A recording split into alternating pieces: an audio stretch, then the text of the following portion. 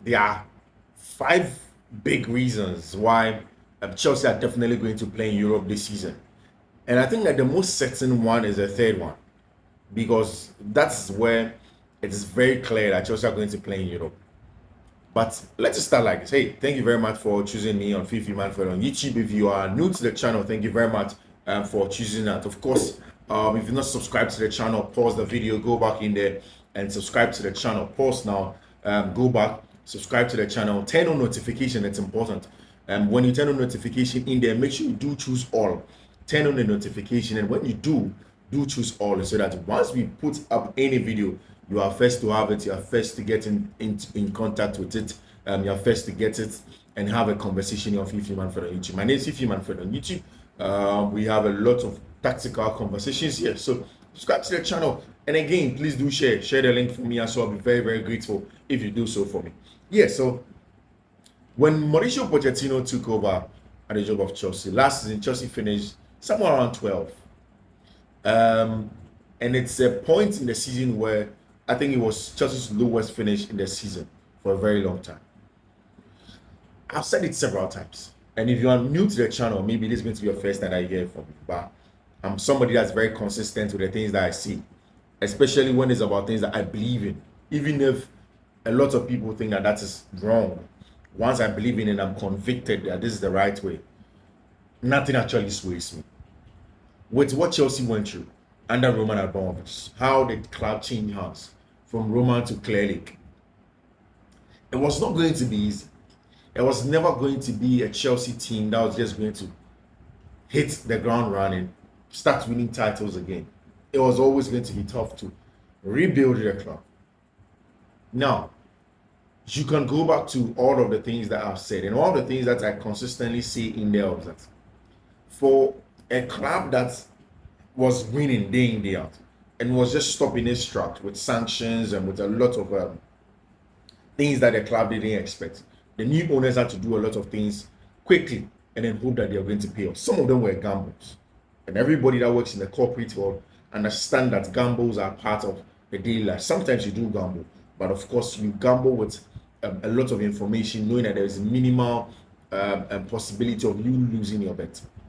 And that's exactly what Chelsea did. So they've gone into the season, first season, 12. The fans were toxic at Stamford Bridge, and rightly so. One of the things that he helped Graham Potter at the time was the fact that he, as a manager, didn't exude any level of charisma. He looked bemused, he looked lost on the touchline every time. He was worried, his eyes were almost gone every time. And you could tell that Graham Potter was letting these things get to him. And Stamford Bridge became toxic. They got to the point where the owners had no choice than to let him go. So the season ended with Bruno Salta, Frank Lampard, and the likes coming through. Chelsea finished 12th position. And now in 12th position, a new manager came in Mauricio Pochettino. Now, when Pochettino came, he understood that there was going to be a long run at Chelsea. But I think that the first mistake Mauricio Pochettino did at Chelsea was the fact that he wasn't straight up honest in the face of the reality, but then he sought to make people believe that he could solve it now. So if you remember in preseason, Pochettino said that he's going to compete. He can go and win the English Premier League. He was talking big. So a lot of the fans said, okay, fine, if you want to win the English Premier League, then let's go. And that didn't orient the fans in the right way. So in preseason, I saw Chelsea play some good football.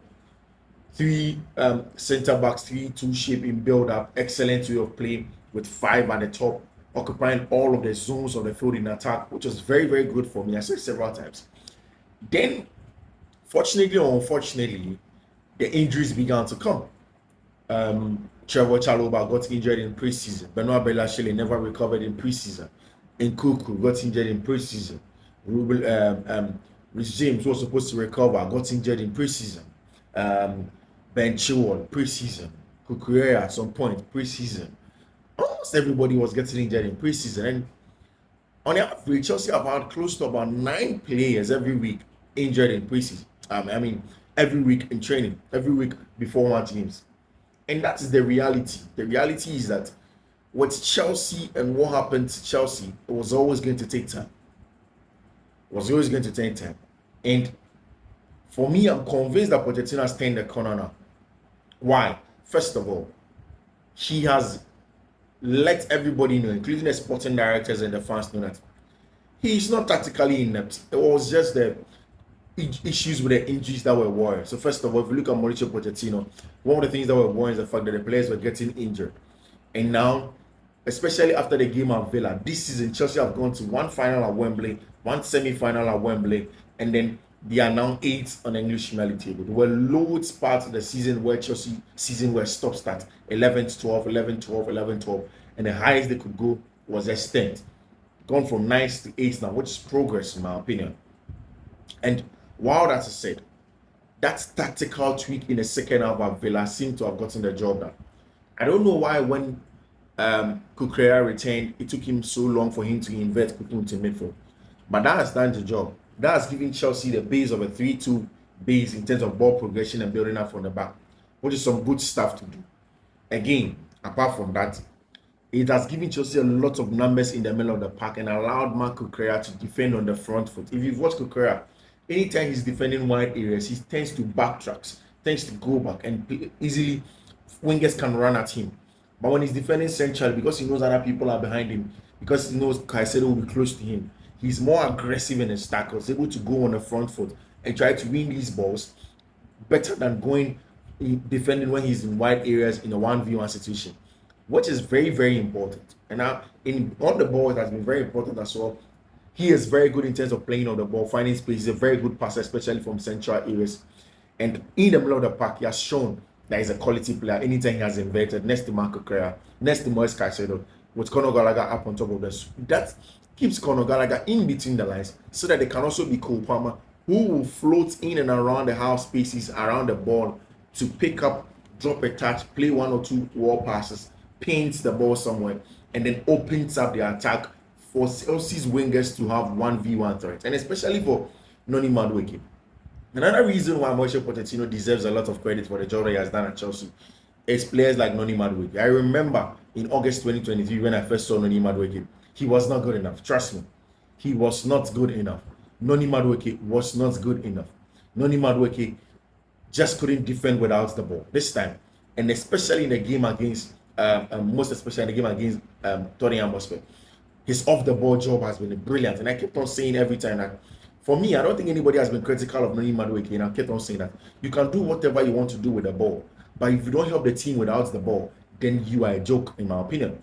And Noni Madueke showed that he can do that job. In the game against Spurs, he did a lot of job without the ball, dropped very deep, helped in Alfie Gilchrist defend Son Heung-min, helped made it 2v1 in wide areas, and anytime that he had a ball from deep, his ball carry, even in the wide areas. One of the things that has been very, very characteristic of him is that he loves to shot onto his left foot, which is normal for the modern day winger who wants to cut inside.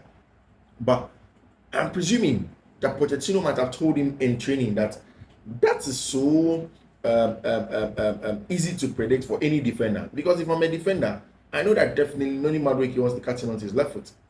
So I'll just show him there, then I close him down and I win the ball. But the best job has been the fact that he's mixing it up. Sometimes he wants to cut into the left foot. Now he wants to go inside of you. Makes it a little bit uncomfortable for centre backs, for full backs to defend inside, because any awkward body orientation in the tackle, it's a penalty for him. And that has been how good he has been in this one. Now, the 3-2 base that Chelsea have had with Marco Correa inverting has also given Moise Caicedo the ability to do the box-to-box job, because the distances in between the lines has been shortened. The distance between the defense and the attack has been shortened. The distance between the midfield and the defense and the attack has been shortened as well. So it means that Correa can just sprint a few yards up and then play in a tackle. It is not because Enzo is a bad player. I've seen people say that Enzo is a bad player. Enzo just didn't complement Moise Caicedo in a double pivot. That's the fact. And I've said it several times that until Chelsea were able to recover Romeo Lavia, who will sit and Chelsea will play with a flat three, Caicedo box to box, Enzo in charge of build up with Lavia at the base, and then once the ball pushes up, Enzo can now go into those areas where he wants to get into with Palmer and him in between the lines, so that Caicedo can now be the first point in terms of winning the ball, in terms of counter press in that area, and then also because he knows that Lavia is behind him, the distance will be shortening, coming sprinting back, come and do the job. That will be good, so that Lavia can do that off the ball cover of the team, and whilst the back three will be there for him, that's going to be excellent. But that's never been hard, and I've said it several times. I said it very early in the season that until you recover Lavia to get into this team, you are not going to see the best of Enzo Fernandez. In fact, I've seen people who argued with me for a very long time, saying that he played in a double pivot when he was at Benfica. But what was the structure? And I keep on saying this thing several times, that the fact that he played with another midfielder in Benfica's team doesn't necessarily mean so. In Benfica, he was playing next to Luis, who could cover more grounds, who was not a box-to-box essentially. Luis essentially just sits whilst he allows Caicedo to do a lot of the on-the-ball job. Then he covers for him. In this case, Moise Caicedo is not that profile. Moise Caicedo is a box-to-box midfielder. He pushes up, comes back, and if you allow him to do all of those jobs, he gets worn out, and he can't do it for large parts of the game. So this shape has helped so much. And somebody asked me, what then is the future of Conor Gallagher? When I think that Conor Gallagher is a tactical weapon, and I've said it several times.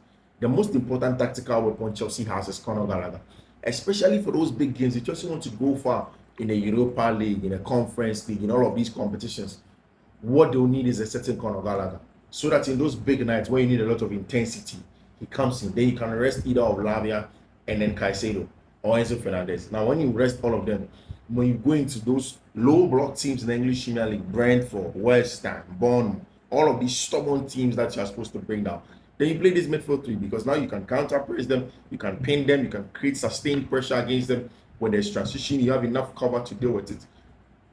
Very, very important. Of course, it's theoretical, but it works, and that's the truth. And that's exactly how things are supposed to pan out. Now, I am particularly excited with how Chelsea are playing, and with 3 games to go, you know that given the kind of games that other teams have to play, Chelsea definitely have a very good chance of playing in Europe. And I don't know, if you're a Chelsea fan, this is the question I want to ask you now. If he continues like this, if Chelsea manages to qualify for Europe, Champions League, not Champions League, Europa League or conferences. So mind you, Man City is in the FA Cup. There is Man United in the FA Cup final. Either of them that wins, if Man United finish 6th and then they win the FA Cup, automatically that FA Cup spot is going to the Europa League. Understand? So it means that 6th now becomes, to anybody, extra. It makes an extra place for Europa League competition. Understand? So Chelsea can go in and then finish 7th and they'll play in Europa League, which is very, very important. So especially also for Manchester City, who will be playing in the Champions League, who have already qualified to play in the Champions League. So it's important, whatever the rest of the season happens, especially to be able to finish 7th. Now, the teams that are close to Chelsea, if you are looking at, say, 7th can play in the UEFA Conference League, 6th in the Europa League. So Chelsea's remaining fixtures are West Ham United this weekend at home. Mind you, West Ham beat Chelsea. That was the game that Kani Chukwuemeka got injured. West Ham against Chelsea at home. Big game for Chelsea. If they're able to win, it means that it's a step closer, another step closer to a very, very big climax of the season, something that they've hoped for a very long time. Then Nottingham Forest away at the City ground. That's going to be a tough game because Forest are fighting for their lives. But I'm hoping that before then, Forest would have been relegated. Forest had to win their next game to stand a chance of staying in the English Premier League. And if they are not able to win this weekend and Chelsea go there, it's going to be a rubber stamp for Chelsea. So beat West Ham United. Hope that Forest drop points. I don't know who Forest are playing. I have to check that. Then you know that you are likely going to go close to the English Premier League to play in Europe. Then there is Brighton and Hove Albion away at what's the name? At the Amex. Very, very important game as well for Roberto Di Zerbi and his side. But they look a little bit lost, and I think that Pochettino has managed Roberto Di Zerbi and his team very well this season, and that's a difficult game, in my opinion. Then there's finally Bournemouth at home, a very stubborn side that Chelsea managed to beat away at the Vitality. But it's going to be a very, very difficult one this time at the Stamford because Areola and his team have been brilliant. But Chelsea would have to find a way to beat the 4 most important games for the rest of the season, and why Chelsea will qualify to the UEFA Europa League or play in Europe. Very, very important games. And there's Newcastle that are right ahead of Chelsea in 7th position. Newcastle have 53 points. They have also 4 games left. They have Burnley away They have to play Burnley away this weekend. They are going to play Burnley away this weekend at the Turf Moor. Burnley are fighting for their lives. And it looks as if a point may be dropped in there for them. Then they go ahead and go and play the weekend where Chelsea play Nottingham Forest. They play Brighton and Hove Albion. With how they play, they can get a win of Brighton and Hove Albion. And they play Manchester United in there. And I'm glad that two of the teams, Newcastle, Manchester United, play each other. They're ahead of Chelsea. One of them definitely is going to draw points, and Chelsea may have to sneak in.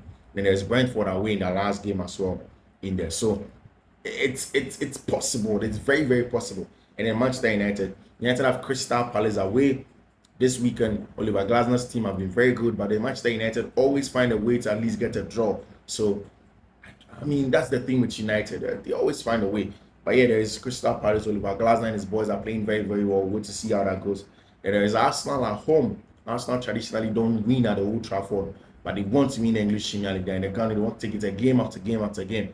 We'll see how that goes. And there's a Newcastle game, which makes me excited, in the Brighton and Hove Albion. So all of these three teams, Chelsea, Newcastle, West Ham, Manchester United, are all playing Brighton and Hove Albion. They have a huge stake in whoever plays in Europe, God willing, next season. So that is it here. Excellent stuff from Chelsea. Pochettino seems to be turning the corner.